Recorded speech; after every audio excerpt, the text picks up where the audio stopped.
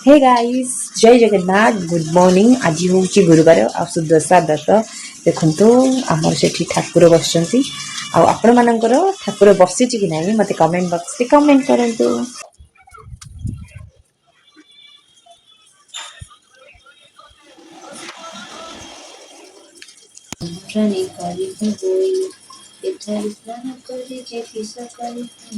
ପାଖରେ ତ କିଛି ନାହିଁ କଣ କରିଗଲେ ବିଶୁଦ୍ଧର ପଣ୍ଡା ଘରେ ପ୍ରବେଶ କରିଲେ ଅଙ୍ଗକୁ ଭୋଜନ କିଛି ଦେବ।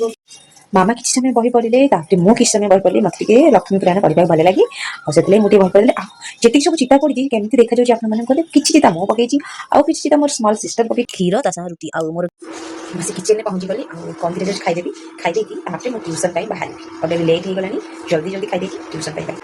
ଆଜି ମୋର ଖାଇବାରେ କ୍ଷୀର ତା ସାଙ୍ଗକୁ ରୁଟି ମୋର ଟିକେ ଗୁଡ଼ ପଡ଼ିବ।